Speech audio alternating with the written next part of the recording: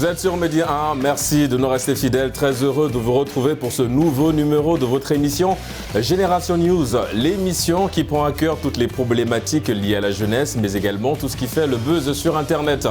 Vous connaissez le procédé de l'émission, scindée en deux parties. La première, elle, sera consacrée à l'entrepreneuriat, la création de l'entreprise. Aujourd'hui, qui représente un levier de développement pour les pays africains. Mais pourquoi et comment éviter les erreurs pour démarrer, on va dire, une meilleure entreprise? Des éléments de réponse en première partie d'émission avec mes invités du jour. Et toujours dans le monde de l'entreprise, nous allons parler un petit peu des relations conflictuelles avec ses collègues. Comment aujourd'hui arriver à installer une forme d'accalmie, de sociabilisation. Et des éléments de réponse en fin d'émission. Ils sont là avec moi sur ce plateau de Génération News. Il s'agit évidemment de Yvan. Yvan, vous êtes maître de cérémonie. Merci d'avoir répondu à l'invitation Génération News. C'est toujours un plaisir d'être parmi vous. Plaisir partagé, on l'espère également pour Monica. Vous êtes étudiante en droit. Merci d'avoir répondu à l'invitation Génération News. Merci à vous. On a également le plaisir de recevoir Derrick. Vous êtes étudiant en informatique de gestion. Merci d'avoir répondu à l'invitation Génération News. Merci, Monsieur Régis. Et on va terminer avec la deuxième femme de ce plateau. Elle est étudiante en journalisme et communication. Aude, c'est un plaisir de te recevoir sur ce plateau. Merci d'avoir répondu à l'invitation Génération News. Plaisir partagé, merci beaucoup. Les amis, nous allons tout de suite entrer dans le vif du sujet. Je parlais de l'entrepreneuriat, la création de l'entreprise. C'est devenu, on a envie de dire aujourd'hui, un levier de développement, en tout cas pour les pays qui se lancent dans la valorisation de cette activité qui est l'entrepreneuriat. Yvan, peut-être avant d'entrer en profondeur, revenir un petit peu sur les fondamentaux, les bases même de l'entrepreneuriat. Qu'est-ce qu'on entend par entrepreneuriat? Est-ce qu'aujourd'hui, de ce que tu observes, les jeunes sont beaucoup plus portés vers l'entrepreneuriat ou pas? Tu me diras, mais on démarre avec toi. Alors, d'entrée de jeu, je veux dire, l'entrepreneuriat, à mon sens, c'est déjà celui qui doit se dire entrepreneur, c'est celui qui a une activité bien précise, mais surtout qui est enregistrée, bien évidemment, dans le registre du travail. Il faudrait que cette personne soit bien évidemment, est déjà, on va dire quoi, une identité enregistrée qui prouve que voilà, son activité puisse avoir un impact déjà dans la société même à laquelle il est. Aujourd'hui, il faudrait de constater que beaucoup ont des activités, mais ne sont pas déclarées, ce qui fait que... Il y a beaucoup qui sont dans l'informel. Voilà. Effectivement. Ouais. Donc, est-ce qu'ils sont vraiment des entrepreneurs? À mon sens, je dirais non. Voilà. On aura l'occasion en tout cas d'épiloguer, d'échanger là-dessus. Et c'est vrai que le côté informel participe aussi grandement un petit peu à l'évolution, en tout cas sur le plan un peu économique de beaucoup de pays sur le continent. Monica, on parle de l'entrepreneuriat. C'est vrai qu'aujourd'hui, une définition assez simple, l'entrepreneuriat, c'est entrer et prendre. Donc entrer dans un marché dans lequel vous avez effectivement décidé d'évoluer, de prendre sa part de marché. Est-ce qu'aujourd'hui, la question, elle n'est pas très loin de celle que j'ai posée à Yvan. Est-ce qu'aujourd'hui, de ce que tu regardes, cette jeunesse est beaucoup plus portée vers l'entrepreneuriat, ou bien simplement on se dit, c'est un effet de mode. Aujourd'hui, Derrick est entrepreneur, Yvan, je fais la même chose, sans forcément avoir des fondamentaux. Alors, je pense que, en plus d'être un effet de mode, parce qu'il y en a qui se lancent simplement pour quelque peu paraître comme ceux qui ont pu réussir dans le domaine. Ouais. En dépit de cela, c'est aussi un moyen pour les jeunes aujourd'hui de réussir de manière indépendante. Et je pense que c'est surtout ce caractère-là que de nombreux recherchent. Mais est-ce qu'il y a cette prise de conscience-là, selon toi, aujourd'hui, de ce que tu observes? Oui, je peux dire qu'elle est bien présente, peut-être pas répandue, mais pour la plupart, c'est une prise de conscience que de vouloir indépendantiser son activité de manière à la réussir personnellement et autres. Donc oui, c'est une prise de conscience pour la jeunesse. Aujourd'hui, ça touche beaucoup de personnes. Donc. Et en parlant de beaucoup de personnes, ça touche 2 personnes sur ce plateau. Alors, en l'occurrence, Derrick et Yvan. Derrick, tu es entrepreneur, tu es dans quel domaine déjà d'activité? Je suis dans le domaine du digital. D'accord. Voilà, donc, je suis informaticien de gestion. D'accord. Je suis infographiste. Ouais. OK. Informaticien de gestion aussi, et c'est information, voilà. Donc voilà. Voilà, donc j'exerce dans ce domaine-là, mais je voudrais un peu revenir sur le socle même de la thématique, de notre thématique, d'accord, qui est l'entrepreneuriat. Vraiment, il faudrait qu'on essaye de comprendre. Vous savez, on ne peut pas parler Vous savez, on ne peut pas parler de l'entrepreneuriat si nous ne connaissons pas ce que c'est l'entrepreneuriat. Voilà, c'est très important. Et je crois que Yvon l'a si bien dit, que l'entrepreneuriat, c'est le fait d'entreprendre, de développer un projet et le reste. Mais on ne se lève pas un bon matin pour devenir entrepreneur. Être entrepreneur nous renvoie à respecter un processus, un canevas bien défini. Et quand on devient entrepreneur, c'est parce qu'on cherche à répondre à un besoin bien précis dans la société. Ça veut dire qu'après observation minutieuse, nous avons décidé par exemple de nous lancer dans telle ou telle chose, ou bien de mettre en place telle ou telle chose qui viendra répondre aux besoins des consommateurs, de la population, de la société. Vraiment, je voulais souligner cela parce que il faudrait vraiment qu'on ait ça à l'esprit. C'est que quand on entreprend, parce que beaucoup aujourd'hui entreprennent juste pour entreprendre. Juste pour avoir le titre d'entrepreneur. Et ça fait joli de dire « Ah tiens, je suis entrepreneur ». Donc vraiment qu'ils viennent répondre à un besoin, mais pas seulement répondre à un besoin, mais aussi apporter des innovations. D'accord. Parce que par exemple, pour ceux-là qui aujourd'hui vont décider de pouvoir mettre en place des entreprises dans le domaine par exemple du transport, ces personnes-là doivent apporter un plus qui fera en sorte que les consommateurs que nous sommes puissent se diriger vers eux. Enfin, une touche d'originalité. Voilà, d'originalité. Donc, il y a l'innovation, mais il y a aussi l'idée le ciblage, en fait, le fait de savoir à qui adresser sa stratégie de com. Revenons un petit peu, je reste avec toi, Derrick, c'est bien justement d'avoir campé, d'avoir donné un peu, exposé ces fondamentaux, ces bases. Moi, ce que je veux savoir, c'est, tu es dans le domaine de l'entrepreneuriat. Comment ça s'est passé pour toi? Est-ce que ça a été difficile de te lancer dans ce domaine-là? Et à quel moment tu as senti le besoin de te lancer dans l'entrepreneuriat? Évidemment, je pars du principe que tu as sûrement identifié les besoins déjà de certaines personnes, mais le déclic est parti à quel moment? Je veux dire, à quel moment tu as décidé vraiment d'en faire, on va dire, un leitmotiv? Le déclic est parti du fait que je voulais être normalement autonome financièrement, mais c'est pas tant la raison fondamentale pourquoi je me suis lancé dans la chose. Je me suis lancé parce que il y a des personnes qui ont cru en moi, qui voyaient mon travail en amont et qui m'ont dit mais pourquoi pas ne pas offrir tes services dans ce domaine-là. Donc c'est très important. Donc j'ai eu des personnes qui m'ont propulsé, qui m'ont dit non, vas-y, nous on te soutient. Et puis aujourd'hui, Derrick Design n'est plus à présenter ici au Sénégal. Derrick Design couvre la majorité des événements sur Dakar et ailleurs, parce que même au niveau de la Tunisie, lorsque Créole est arrivé en Tunisie, j'ai eu à couvrir... On rappelle Créole, c'est une artiste gabonaise. Donc vous avez eu effectivement à gérer ce marché. On va revenir sur ce point, mon cher Derrick, le temps pour nous de laisser Aude réagir également sur la thématique. Aude, on va peut-être s'attacher à la nôtre, cette thématique qui nous concerne aujourd'hui. On parle un petit peu des erreurs à éviter lorsqu'on se lance dans l'entrepreneuriat. Tu n'es pas encore entrepreneur, mais je pense que c'est peut-être une direction que tu es plutôt à l'aise à emprunter. Selon toi, quelles sont les erreurs à éviter lorsqu'on décide de se lancer dans l'entrepreneuriat? Et peut-être que les entrepreneurs ici, sur ce plateau, reviendront en renfort à ce que tu vas effectivement avancer. Quelles sont pour toi les erreurs à éviter lorsqu'on veut se lancer dans l'entrepreneuriat? Merci beaucoup, Régis.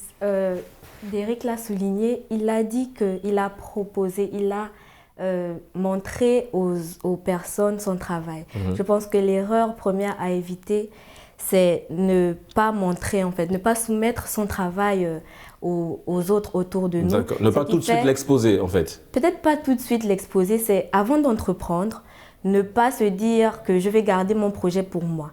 Parce que le fait de le montrer à d'autres va permettre à ce que les personnes donnent un peu plus de détails, un peu plus en fait, la vie aussi. D'accord, les gens qui pensent réussir seuls dans l'entrepreneuriat se trompent. C'est un petit peu ça. On a toujours besoin de quelqu'un pour... aider dans tout ce que nous aurons à faire. D'accord. Et tu as d'autres erreurs comme ça, à part le fait de se dire, OK, c'est mon entreprise, je garde pour moi. Est-ce qu'il y a d'autres erreurs comme ça, selon toi, à éviter avant de se lancer? Ouais, peut-être aussi ne pas aller vers les personnes qui ont déjà réussi dans le domaine. Je vais prendre peut-être l'exemple d'une personne qui fait dans le marché du bissap, comme j'aime bien ici le local. On aime tous le bissap d'ailleurs. Ouais, j'aime beaucoup. Pourquoi ne pas aller voir une personne qui a déjà réussi dans le domaine pour dire est-ce que comme ci ou comme ça, ce sera bien? Est-ce que comme ci ou comme ça, les gens vont bien le recevoir? C'est aussi peut-être une erreur de se dire que j'ai déjà vu mon père, j'ai déjà vu ma sœur et je me contente de ça. Oui, mais est-ce que le fait d'aller voir un concurrent direct ne t'expose pas toi aussi? Parce que le concurrent direct peut te donner des fausses informations. On n'est pas dans cette optique. D'accord. Non, mais je pars du principe que si tu vends du bissap et que tu vas voir quelqu'un qui vend déjà le bissap qui a réussi, si la personne est de mauvaise foi, est-ce que c'est pas mieux que toi-même tu fasses une étude de terrain, par exemple? Si, exactement. C'est aussi une erreur de ne pas faire l'étude de terrain. D'accord. Je pense aussi que c'est une erreur de ne pas aller voir des personnes. Pour toi, il faut consulter des gens. Oui. D'accord. Monica, c'est pas un risque, la consultation gratuite? Je vais dans son sens parce qu'au fond, je pense qu'aujourd'hui, la concurrence a perdu de son objectif premier. D'accord. La concurrence n'était pas à la base pour se confronter ou réussir mieux que l'autre, mais c'était justement pour grandir au travers des avis des uns et des autres. Donc la concurrence, normalement, peut être positive en essayant d'apprendre des erreurs ou des réussites de chacun de nous. Donc non, je suis d'avis que consulter ceux qui sont autour de nous, ça peut nous aider. Par contre, j'ai peut-être une réserve au niveau de, comment dirais-je, la participation d'autres personnes. C'est-à-dire, dès d'entrée de jeu, je pense que ça peut souvent être une erreur. Parce que je me dis qu'il est important, lorsque l'on prépare un projet de développement, un projet que l'on veut construire, d'avoir déjà cette petite préparation personnelle, de se montrer capable d'assumer, sinon de prendre la responsabilité de son activité seule. Parce que c'est souvent une dépendance après que l'on développe à l'égard de la personne qui nous aide. Ça peut être un investisseur. Voilà, c'est souvent... Et en parlant de ça, Yvan, est-ce que le budget, parce qu'en général, les gens qui veulent se lancer dans l'entrepreneuriat partent du principe qu'ils n'ont pas suffisamment de budget pour se lancer. Est-ce que le budget ne crée pas aussi un frein, le fait de considérer le budget, est-ce que ce n'est pas une grosse erreur aussi quand on décide de se lancer dans l'entrepreneuriat? Bon, moi, je ne pense pas que le budget soit forcément l'élément qui permet ici de se lancer véritablement dans l'entrepreneuriat. Je pense que la première chose, c'est d'avoir un bon projet, d'avoir mené une bonne étude de marché et comprendre véritablement déjà le terrain sur lequel on veut s'aventurer. Oui, mais désolé de t'interrompre, mais si ton fonds de roulement, par exemple le projet de notre ami Derrick, il nous dira aussi, il rentrera peut-être dans le détail, ce serait bien que tu détailles un peu toutes ces choses-là. Je veux dire, supposons que ton fonds de roulement soit estimé à 20 millions et toi, tu en as juste 10. Est-ce que là, tout de suite, le fait de ne pas avoir les 20 millions ne va pas un petit peu te restreindre dans l'idée d'y aller, de te lancer vraiment dans l'entrepreneuriat?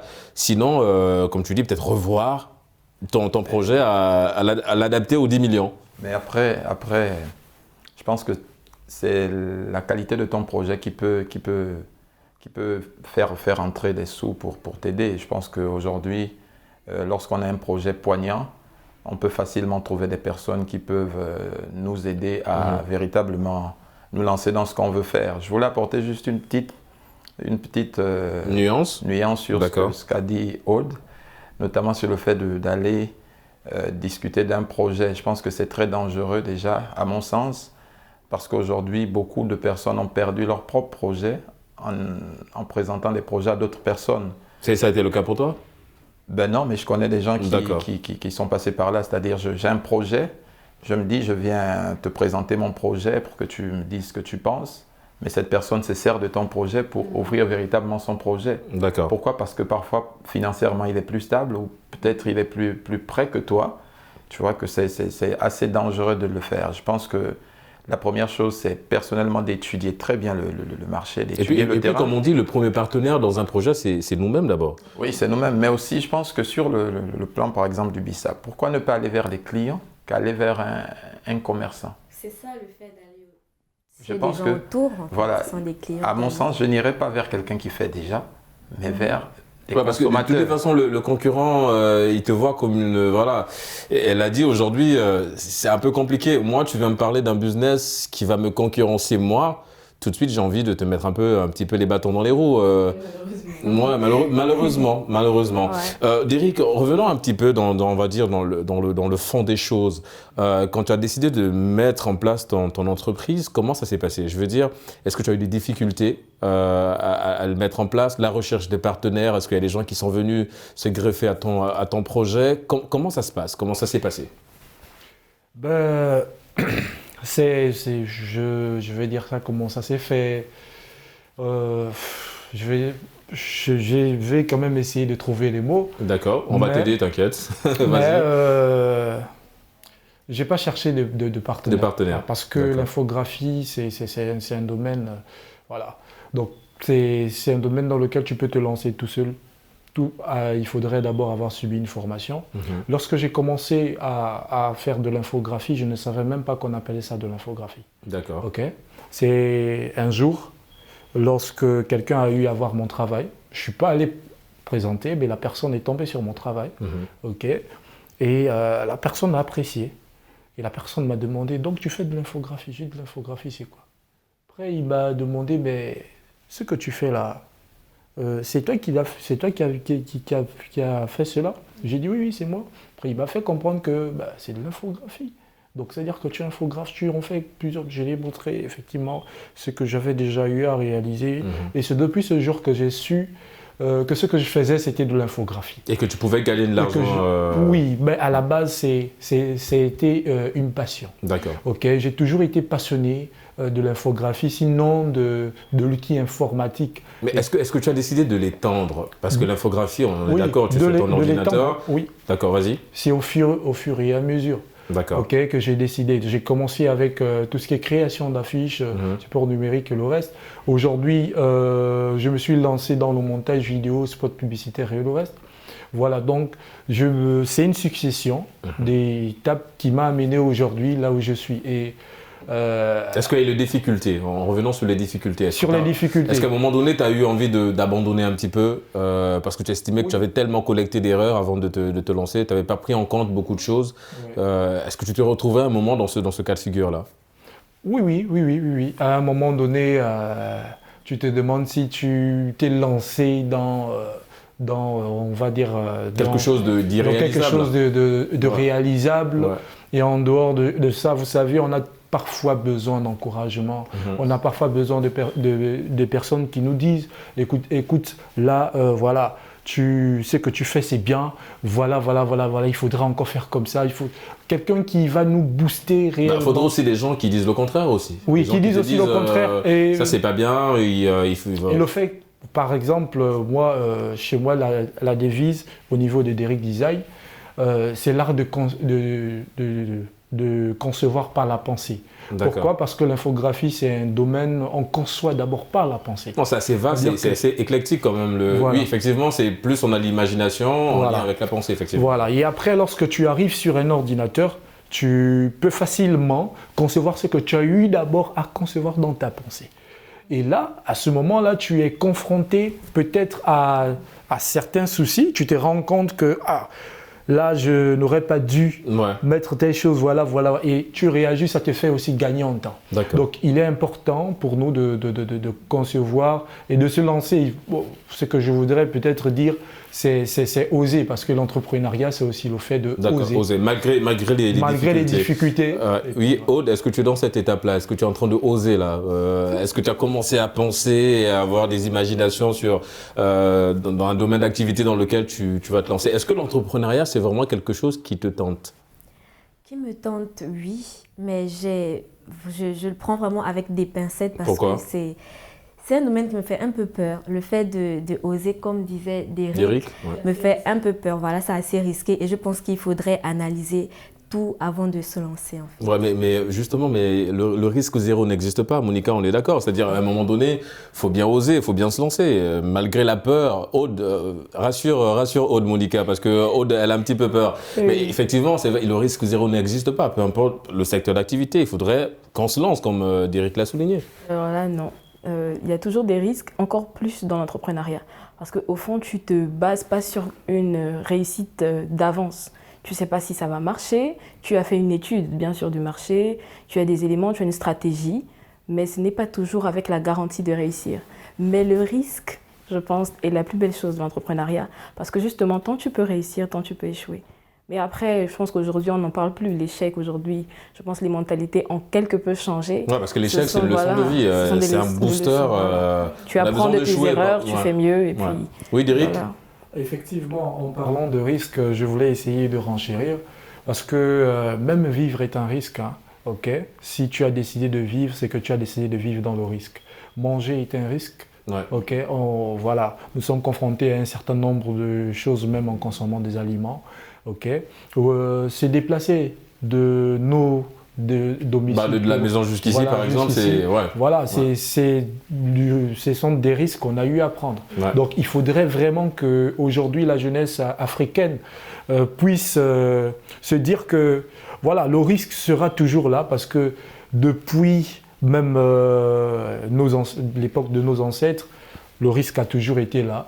Et le risque sera toujours là. Et tant que nous n'allons pas oser, nous n'allons jamais atteindre les objectifs escomptés. C'est comme j'ai tendance à le dire, moi j'aime bien les verbes, c'est pareil pour aujourd'hui, le verbe essayer et réessayer. Ouais. Pour moi je me dis, si vous avez des téléphones aujourd'hui, c'est parce qu'il y a quelqu'un qui a essayé de fabriquer un téléphone. Ouais. Donc essayez d'être chef d'entreprise, essayons d'être chef d'entreprise, c'est ce que j'ai envie de dire. Ouais. Et puis si ça ne marche pas, on aura moins essayé. Et en parlant de ça, Aude, avant de donner la parole à Yvan, bien sûr, on dit quoi à une personne qui a essayé 3 fois de se lancer dans le domaine de l'entrepreneuriat et ça n'a pas marché?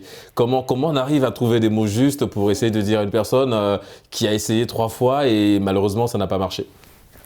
Je pense que le domaine de l'entrepreneuriat, c'est un domaine où on a parlé de risque, mais on a aussi parlé d'essayer.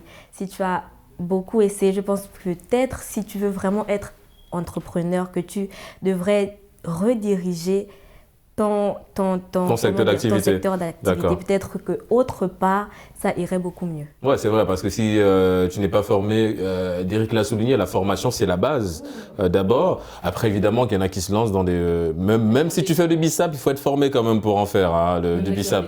C'est des capacités innées, souvent. D'accord. Mais faire le BISAP, c'est une capacité innée? Bon, tout dépend. Aujourd'hui, je pense qu'on parle d'avoir la main pour certaines choses. Tu peux ne pas avoir la formation qui s'y est, mais une certaine capacité qui ne s'explique pas à réussir la chose. D'accord. Yvan, l'entrepreneuriat en Afrique, c'est vrai qu'aujourd'hui, on assiste beaucoup à des séminaires, mais très peu de personnes nous parlent en général des risques, des erreurs à éviter. Pourquoi, selon toi? On nous parle simplement des exemples de réussite. Tel a reçu beaucoup d'argent par rapport à ça, par rapport à ceci. Derrick, il ne va pas nous décliner son chiffre d'affaires, mais on part du principe que ça se passe bien de ce côté-là. Mais on parle très peu des échecs, mais beaucoup plus des réussites dans le domaine de l'entrepreneuriat. Pourquoi? C'est simplement c'est une source de motivation. C'est pour motiver les gens à se lancer dans l'entrepreneuriat. Et l'échec, ce n'est pas une source de motivation, selon toi? Bon, beaucoup perçoivent l'échec aujourd'hui comme un blocage. D'accord. Si je dis à quelqu'un que pour arriver où je suis arrivé, voici ce que j'ai dû traverser, la personne va se dire je vais bien, je ne vais pas passer par ce que lui il a fait en fait. Mais après, la réalité c'est que l'entrepreneuriat, c'est pas pour tout le monde. Il faut se dire la vérité. Bon, ça te rassure ça là? Parce que c'est pas pour tout le monde, ça te rassure toujours pas. Oui. Bon, d'accord. L'entrepreneuriat, c'est pas pour tout le monde. Il faut se dire la vérité. L'autre peut avoir réussi et moi non. Le risque aujourd'hui, c'est parce que tout le monde veut se lancer dans n'importe quelle activité. Et tout le monde répète les mêmes erreurs. Ils répètent les mêmes erreurs, ils ne sont pas préparés et parfois, ce n'est pas le temps parce que le temps, c'est un élément important. Est-ce que c'est le bon moment pour entrer dans l'entrepreneuriat? C'est là. Je regardais une émission où quelqu'un disait l'entrepreneuriat, c'est bien, mais parfois, il faut être aussi très assis avant de rentrer dans l'entrepreneuriat parce que parfois, beaucoup rentrent, c'est pas qu'ils n'ont pas la connaissance nécessaire, mais c'est parce qu'ils n'ont pas préparé les moyens nécessaires sur le projet. Voilà, ils ne se sont pas totalement préparés. Vous allez voir des personnes ont perdu leur emploi pour entrer dans l'entrepreneuriat et après ils perdent tout. Ça, c'est un échec total. Donc, ne disons pas que c'est un risque. Oui, c'est un risque, mais c'est pas tout risque qu'on doit prendre en fait. Il faut bien réfléchir avant de prendre. Je pense qu'il faut avoir les ressources nécessaires. Il faut être assez préparé. Ouais. Et après, il y a des domaines, comme Derrick pouvait le dire tout à l'heure, dans le domaine de l'infographie, montage vidéo, je m'y connais un peu. Et je pense que ce n'est pas un domaine qui nécessite forcément… Tu es entrepreneur dans le même secteur d'activité. Je ne vais pas dire entrepreneur, mais j'excelle dans ce domaine également. Donc c'est un futur concurrent qui est là, Derrick. Je fais aussi dans les montages vidéo et infographie. Mais sauf que c'est un domaine qui ne nécessite pas forcément des fonds nécessaires pour démarrer, des grands partenaires. C'est beaucoup plus, vous savez, le monde aime ce qui est beau.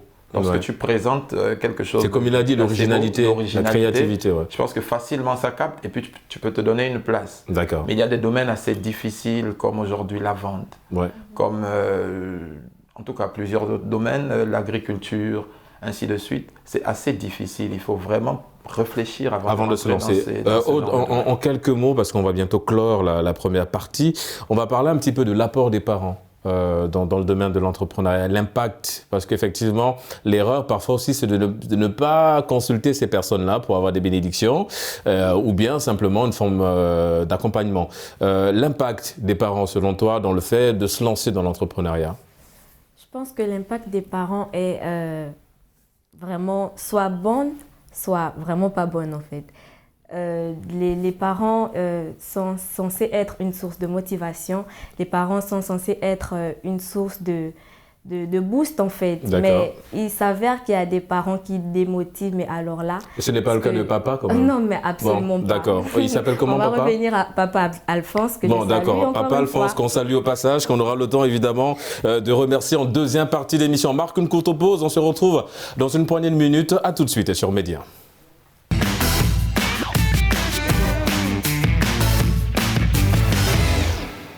De retour sur le plateau de Génération News pour la deuxième et dernière partie d'émission. Nous restons toujours dans le monde de l'entrepreneuriat, cette fois-ci dans le monde de l'entreprise. On va parler un petit peu des relations conflictuelles entre collègues. Aude, je me tourne vers toi. On a déjà tous ici fréquenté un petit peu le milieu professionnel, enfin je suppose. Aude, ça a été le cas pour toi également. Comment ça s'est passé, l'ambiance au sein de cette entreprise ? J'avoue que pour moi, ça s'est très bien passé. On parle aujourd'hui de gérer les relations conflictuelles avec ses collègues, mais pour moi, tout s'est toujours très bien passé. Il y avait une bonne ambiance pendant le travail. Il y avait même aussi une bonne ambiance à la sortie parce que justement, chacun prend sur soi et essaye de ne pas aller vers les conflits. D'accord. Et du coup, toi, comment tu gérais ça? Le fait justement de ne pas aller vers les conflits. C'est-à-dire qu'à chaque fois que tu percevais un conflit, tu essayais tout de suite d'aller dans le sens de la calmie, d'installer une forme de béatitude. Comment ça se passait? Comment tu gérais tout ça un petit peu? Je pense que j'ai vraiment cette habitude à être très calme. Vraiment, j'aime bien gérer, j'aime bien pouvoir mettre tout à plat et c'est ce qui m'a aidé pour ma part à ne pas aller vers les conflits. D'accord. Et de sortir de cette entreprise plutôt avec le sourire qu'avec C'est toujours mieux en tout cas. Ouais, de sortir avec le sourire. D'accord. C'est une qualité de Papa Alphonse que tu as gardée. D'accord. Encore. D'accord, encore. Papa Alphonse, effectivement. Derrick, c'est vrai qu'on parle effectivement des relations conflictuelles, mais comment naissent ces relations conflictuelles au sein d'une entreprise selon toi? De par la proximité de tout un chacun. D'accord. Ok. Souvent, vous savez, la relation, il n'y a pas de relation en tant que telle lorsque nous n'apprenons pas à nous côtoyer. Voilà. Là, on parle dans le domaine professionnel. Donc, c'est important de se côtoyer, de côtoyer les ménagères, même si tu es DRH, de côtoyer, je sais pas. Le gardien, les techniciens de surface, tout le monde. Vous savez, cela a un grand impact sur la production. Au niveau de l'entreprise. D'accord. Quand il y a cette gaieté-là au sein de l'entreprise, ça permet à l'entreprise de pouvoir produire comme cela. D'accord. Donc en fait, c'est fréquenter ses collègues, mais en installant tout de même des limites à ne pas franchir, au risque de se retrouver dans cet aspect de conflit. Ok. D'accord. C'est tout à fait ça. Et aussi, il y a aussi le fait d'apprendre à, on va dire ça comment, à écouter. D'accord. Écouter dans le sens de l'humilité, d'apprendre à prendre en compte ce que ton subalterne peut-être te dit qui est peut-être vrai, parce qu'il y a certaines personnes… qui ont du mal avec des remarques. Voilà, qui ont du mal avec des remarques. Et justement, on tombe dans ce genre de conflit au sein de nos entreprises et qui n'est pas souvent… Une bonne chose voilà. Pour non seulement l'entreprise, mais également pour les employés. Monica, comment on gère de tels conflits? C'est vrai qu'aujourd'hui, on nous parle de communication de crise, mais comment on gère vraiment des conflits au sein d'une entreprise? Selon moi, pour la gestion de ces conflits-là, je pense que tout part d'une bonne communication aussi. S'il y a un problème qui intervient dans une entreprise, c'est qu'il y a une raison. Donc, allons chercher à la source, qu'est-ce qui pose problème, discutons ensemble et soyons prêts à faire des concessions. Parce que je remarque qu'en entreprise, très peu sont aptes ou veulent faire des concessions. Chacun va imposer son idée. Ouais. Et on est beaucoup plus dans une action-réaction. Et tout le monde veut... En fait, je pense que généralement, les supérieurs ont tendance à vouloir gérer eux-mêmes le problème. Alors que souvent, même vos subalternes peuvent vous aider justement à pallier à certains problèmes, juste avec une bonne communication en fait. Donc, la communication pour gérer les conflits au sein d'une entreprise. Yvan, on assiste parfois effectivement, je pense que tous ici, je suppose encore une nouvelle fois, a déjà peut-être vécu une scène de conflit au sein d'une entreprise avec des collègues. Est-ce que ça a été le cas pour toi, Yvan? Si oui, est-ce que tu as été, on va dire, animé par cette envie de jouer les médiateurs par exemple? Oui, j'ai déjà assisté. Et j'aime bien être le médiateur, il faut dire. J'aime bien être celui qui apporte la paix, celui qui apporte la calme. La paix, mais surtout la bonne humeur. D'accord. Et j'aime pas trop lorsqu'il y a des conflits autour de moi, c'est pourquoi j'aime bien créer cette atmosphère plaisante pour tout le monde. Mais ce que je veux beaucoup plus souligner que Derrick, je veux dire, a dit, moi je pense que pour revenir un peu sur les sources, l'entreprise a une grosse part de responsabilité. Sur quelle part? Je pense qu'aujourd'hui, la source de beaucoup de problèmes aujourd'hui, c'est déjà le manque de solidarité entre les travailleurs. D'accord. Aujourd'hui, que font les entreprises, par exemple, pour réunir leurs travailleurs autour peut-être, on va dire, des moments qui peuvent les permettre de mieux se connaître, de mieux partager des moments ensemble? C'est important. Ce qu'on appelle souvent les after-work, par exemple, le fait de se retrouver après le boulot entre collègues. Oui, aujourd'hui, les entreprises, on est beaucoup dans la pression. On travaille, on est tellement sous pression que parfois, c'est logique qu'on retrouve des travailleurs qui parfois se mettent un peu dans des discussions, ainsi de suite. C'est parfois la pression du travail qui fait en sorte qu'il y a des mésententes, il y a des incompréhensions au sein même du travail. Mais autre chose qu'on retrouve beaucoup plus dans des entreprises, comme disait, je crois, Monica, il y a, je veux dire, l'abus d'autorité. Il ne faut pas négliger ça aussi.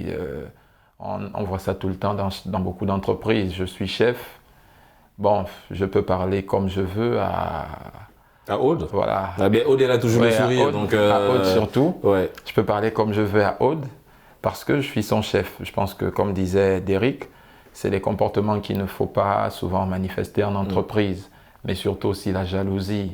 En parlant de jalousie, justement, Monica, la jalousie, est-ce que, parce que tout à l'heure, Yvan disait quelque chose d'assez intéressant en parlant de la responsabilité des chefs d'entreprise, donc des employeurs. Ces chefs d'entreprise mettent également en place des mécanismes, par exemple l'employé du mois qui va toucher beaucoup plus de salaire que l'autre. Est-ce que tous ces mécanismes-là ne concourent pas à installer cette forme de jalousie et de créer des conflits entre collègues ?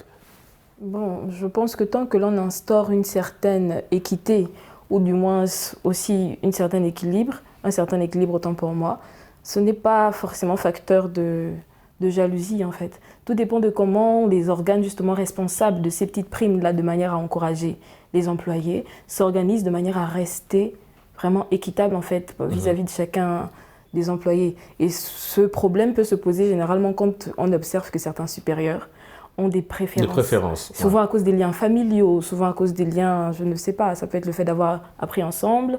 Tous ces petits éléments-là peuvent justement causer le déphasage entre l'équilibre des employés. Et ça, comment on gère ça, Aude? Parce que moi, en préparant l'émission, il est dit, de ce que je trouvais comme information, que les conflits en entreprise sont parfois mal gérés par la gente féminine que masculine. On a l'impression que chez les femmes, le conflit est beaucoup plus étendu que chez nous les hommes. C'est-à-dire que voilà, il y a 2 jours, on était en conflit, le lendemain, on passe à autre chose. Mais chez les femmes, on a l'impression que le conflit va encore s'étaler sur 2, 3, 4 mois. Est-ce que c'est plus difficile de gérer les conflits en entreprise chez les femmes, selon toi? Oui, je pense que c'est plus difficile chez les femmes parce que naturellement, les femmes ne sont pas comme les hommes. Les hommes sont plutôt, c'est bon, on passe à autre chose, mais les femmes, elles sont un peu rancunières, on va le dire ainsi. Elles sont un peu rancunières, ce qui fait en sorte que même si le conflit pouvait prendre seulement un jour, ça va prendre une semaine, voire même un mois. On le voit tout le temps, même pas seulement en entreprise, on le voit dans la vie de tous les jours. Exactement. Donc c'est un vrai problème. Mais il y en a qui démissionnent, c'est-à-dire à défaut de ne plus supporter la présence de sa collègue, on démissionne. Est-ce que démissionner c'est la solution ou bien il faut, comme l'a souligné Monica, privilégier la communication? Il faut toujours privilégier la communication. Est-ce qu'elle sera saine? C'est-à-dire que si moi j'ai toujours j'ai toujours ce cœur un petit peu noir à l'idée que Monica ou bien Aude gagne plus que moi, cette jalousie qui est installée, est-ce que si je pardonne, c'est vraiment un pardon sain? Est-ce que ça va être une communication saine selon toi? C'est le but de la communication. Le but de la communication est d'assainir tout en fait. D'accord. Donc je pense que s'il y a une bonne communication, alors le pardon et tout ce qui va avec peut être sain. D'accord, ok. Derrick, tu voulais rebondir sur un point? Oui, d'accord. Juste, c'est vrai qu'aujourd'hui, nous sommes confrontés au sein des différentes entreprises dans lesquelles nous sommes pris pour des stages ou pour un travail bien spécifique. Nous sommes confrontés à ce fait, c'est que parfois, on va dire ça comment, les employeurs, les chefs d'entreprise, les encadreurs. Voilà, les employeurs ne veulent pas tout le temps se frotter à leurs équipes, donc aux personnes dont ils ont la lourde charge, voilà, de pouvoir conduire, de pouvoir manager. Pourquoi? Parce que ces personnes, parfois, quand vous regardez dans leur passé, ce sont des personnes qui n'ont pas eu une très bonne, parfois, éducation. Ouais. Et en entreprise, malheureusement, ils traînent ces défauts-là. Et parfois, ils essaient de pouvoir, de pouvoir mélanger. Donc, ils ne font pas en fait la bonne part des choses. Donc, c'est important pour nous de pouvoir faire la bonne part des choses. Ouais, mais ça c'est... Oui, Yvan? Oui, en fait, je voulais ajouter à ce qu'il a dit. Il y a une partie qui était très intéressante, notamment sur le fait... Bon, je vais donner l'aspect de se dire, quand on dépose un dossier, on a souvent tendance à nous dire apte à travailler en équipe, ce genre de choses. Je pense que c'est aussi un grand problème parce qu'on a des personnes qui n'arrivent pas à supporter les humeurs des autres. Ça, c'est vraiment un problème.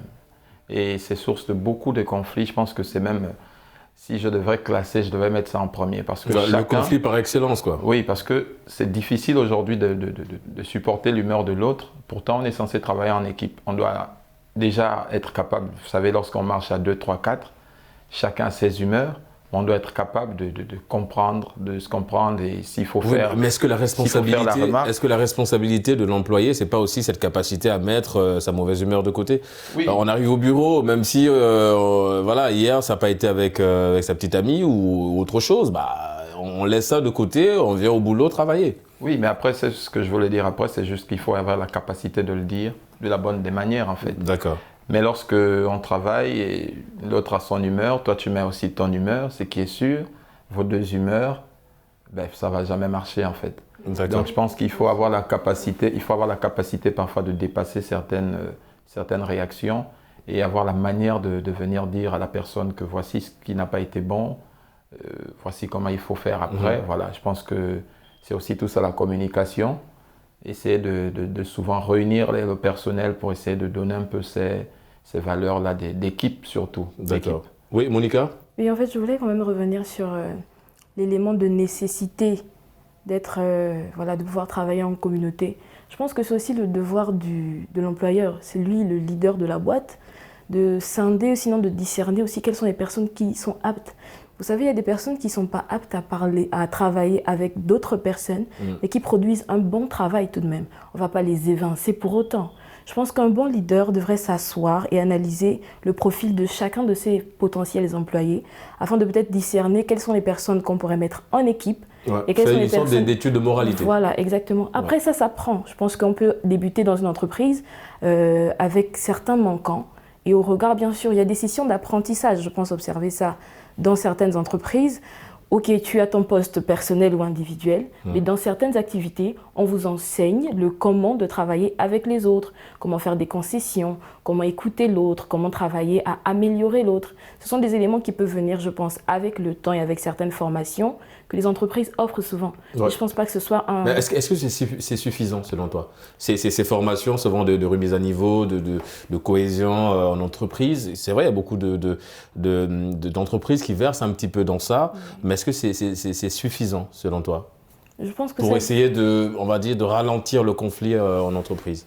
Bon, peut-être pas dans la totalité, mais je pense que c'est déjà un grand pas. Ouais. Parce que je pense que l'employeur aussi dans la société a aussi sa part de responsabilité. Il y a des organes qui sont censés être dans la structure pour aider justement les employés à bien gérer leurs relations, c'est-à-dire leur communauté de vie professionnelle.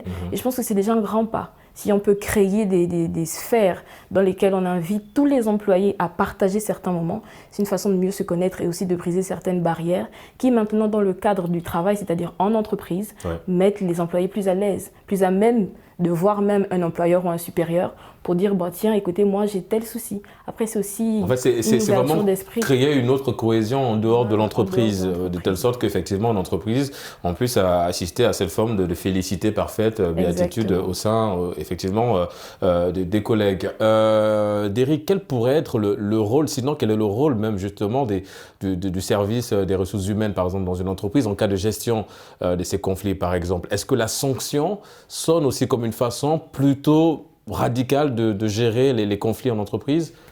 Je crois que tout dépend. Voilà, tout dépend de la situation qui prévaut à ce moment-là.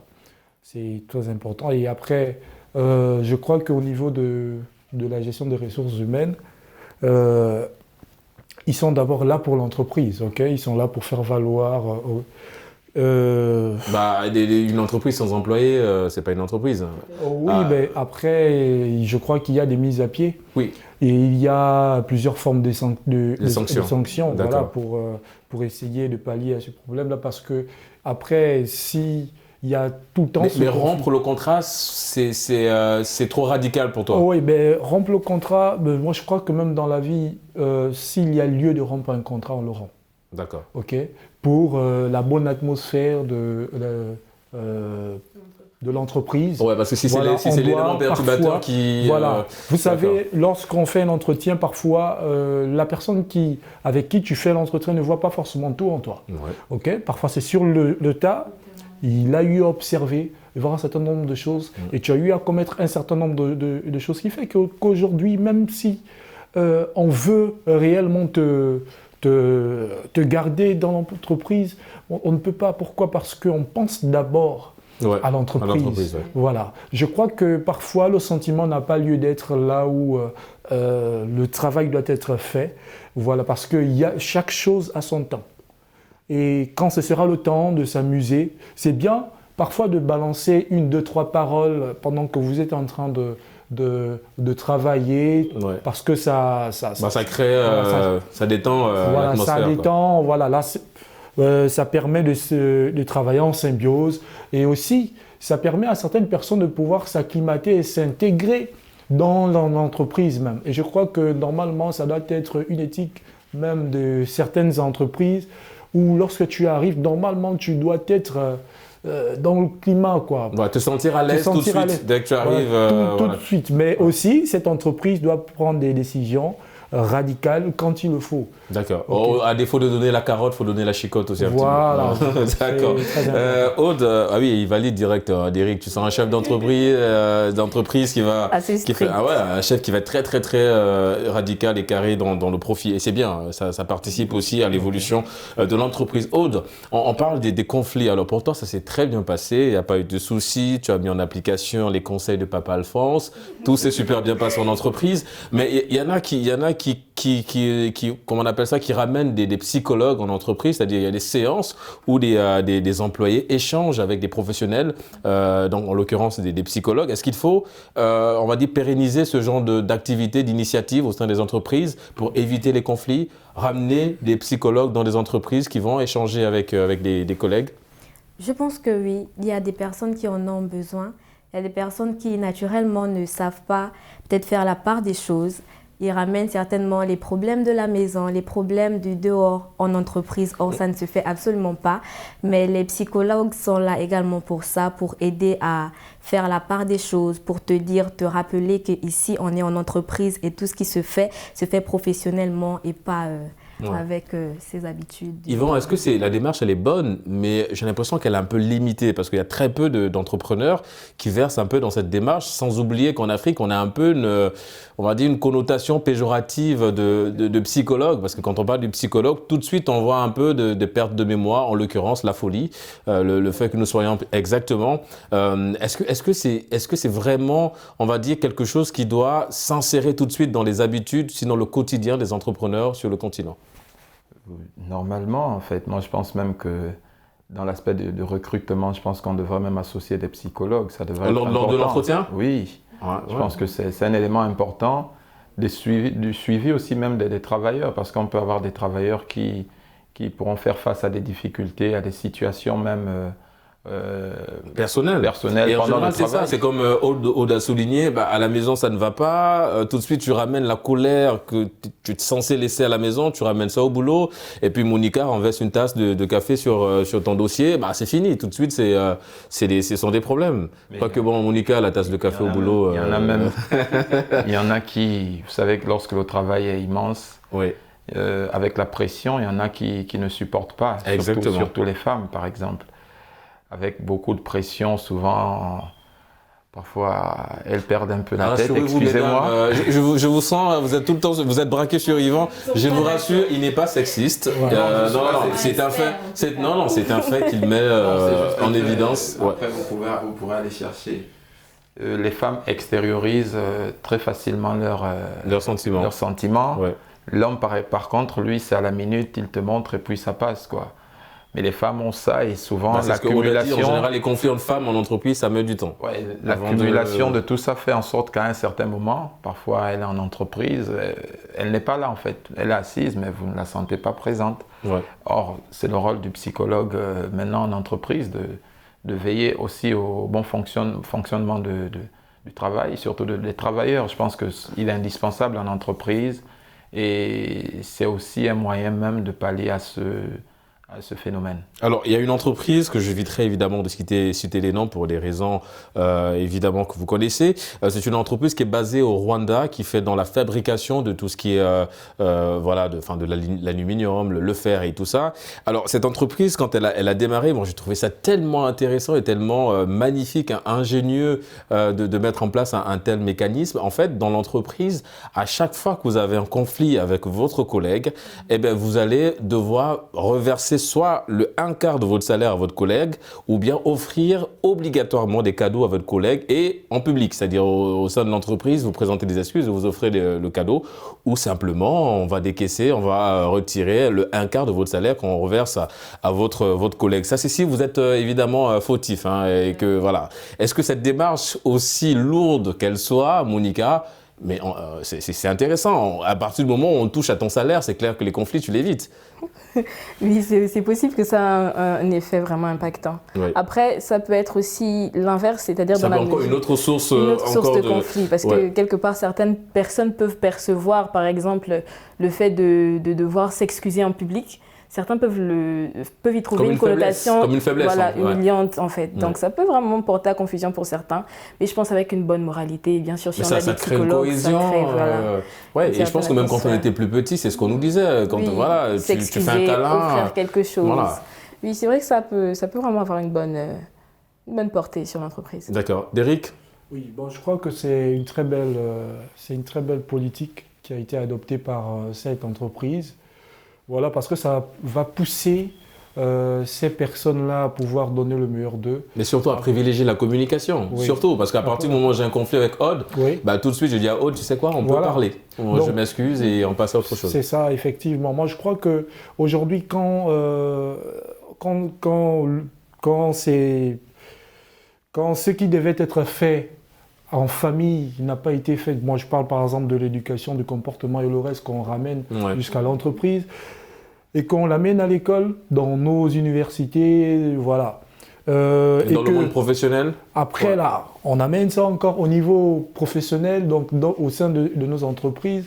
Je crois que c'est aussi à l'entreprise de pouvoir trouver des solutions, mettre des politiques en place pour pouvoir éradiquer ce fléau-là. D'accord. Voilà, et afin que des personnes, lorsqu'ils sortent aujourd'hui du milieu professionnel, puissent être des nouvelles personnes, qui a maintenant... habité par cette envie tout le temps de privilégier la communication au détriment des relations conflictuelles. C'est possible ça, Aude? Oui, c'est possible. Je me rappelle en famille, lorsqu'on avait des conflits entre frères et sœurs, nos parents ils nous disaient manger ensemble peut-être pendant 30 minutes. Et là, tout de suite, le conflit disparaît. Je pense que l'initiative, elle est bonne parce que le fait d'être ensemble fait en sorte que, au lieu de se dire je vais garder ça pour moi, on se dit plutôt je vais embrasser la personne en fait. C'est vrai. Et c'est vrai qu'autour d'un repas, en général, le pardon est plus facile. Hein. Autour d'un repas, le pardon est plus facile. On mange avec l'idée de se dire je mange avec mon frère, avec ma sœur. Et si vous voyez, c'est un peu cette ambiance qu'on retrouve au Sénégal où on mange tous autour de... Voilà, c'est pendant ces moments qu'on partage nos peines, on partage nos envies, nos peurs et beaucoup de choses. Et ça, c'était l'idée de qui? De maman ou bien de papa de vous ramener tous autour de... Plutôt surtout de maman parce que papa, à l'heure du dîner, il n'est pas souvent là. Il n'est pas là. Ah, papa Alphonse, il travaille beaucoup. Il faut comprendre effectivement qu'il ne soit pas là. C'était l'idée de maman de mettre tout le monde autour de... Voilà, et de pouvoir... Et ça marchait? Je veux dire, tu arrivais à pardonner à ton frère, à ta sœur quand il y avait un conflit? Bien sûr. Au bout de 2 minutes, tu te rends compte que mais pourquoi en fait on est en conflit alors? D'accord. Monica, il faut installer des plateaux de nourriture dans les entreprises. Ça peut marcher aussi, on ne sait jamais. Bien sûr. Ouais. Après, moi je suis tout à fait d'accord que l'idée soit bonne, mais après je me dis est-ce que la méthode choisie est la meilleure? Parce que comme disait un peu Monica, il y en a qui s'excusent en public, c'est tout un problème, peuvent percevoir cela comme une humiliation. Ouais. Donc ça peut être encore... C'est une forme d'éducation aussi. Oui, c'est une forme d'éducation, forme d'éducation, je suis tout à fait d'accord, oui.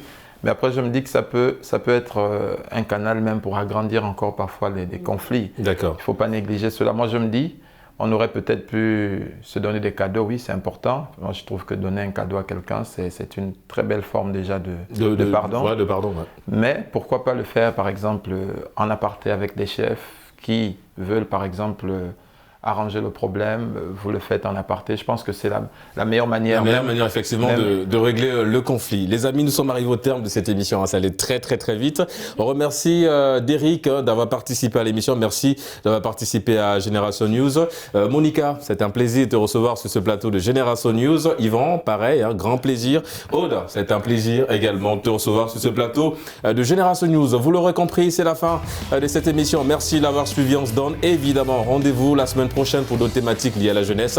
Et d'ici là, n'oubliez pas, quoi qu'il arrive et quoi qu'il advienne, gardez le sourire en compagnie de nos programmes.